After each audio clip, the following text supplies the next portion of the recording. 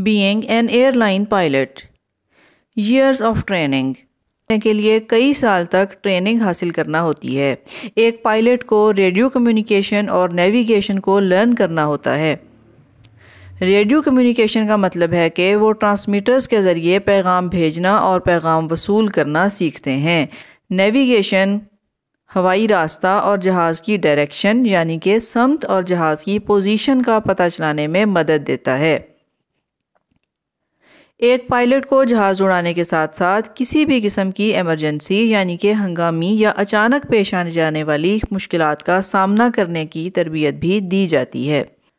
جہاز کے ٹیک آف سے پہلے پائلٹ کو فضائی راستے اور موسم کی پیش گوئی کا بہت احتیاط سے جائزہ لینا ہوتا ہے۔ پائلٹ جہاز میں موجود کمپیوٹر کی مدد سے یہ پتہ چلاتا ہے کہ جہاز کو کس قدر فیول یا پیٹرول کی ضرورت ہو سکتی ہے۔ پھر وہ جہاز کا راؤنڈ کرتے ہوئے اس کے انجن، پروں، لائٹس اور تمام حصوں کا جائزہ لیتا ہے۔ اسے یہ بھی دیکھنا ہے کہ جہاز کے انجن میں کوئی مرا ہوا پرندہ تو موجود نہیں۔ اس کے بعد وہ اپنے کاکپٹ میں آتا ہے۔ کاکپٹ جہاز کے اس حصے کو کہا جاتا ہے جہاں جہاز کا کنٹرول بورڈ اور پائلٹ کی سیٹ ہوتی ہے۔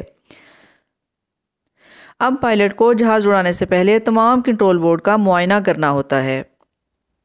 ایک پائلٹ کبھی بھی تنہا جہاز نہیں اڑاتا۔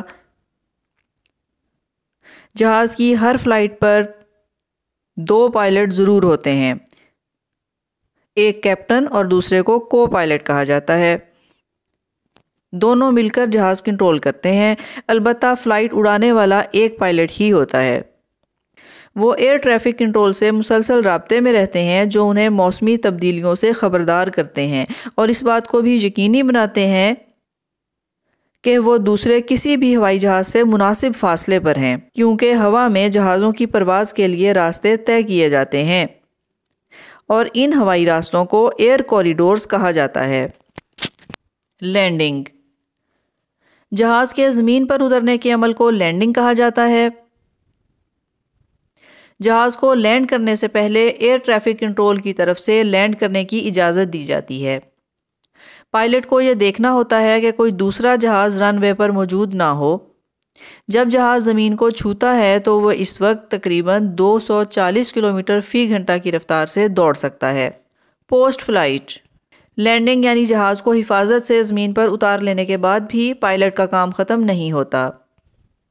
اسے اپنی ڈیوٹی ختم کرنے سے پہلے ایک مکمل رپورٹ لکھنا ہوتی ہے۔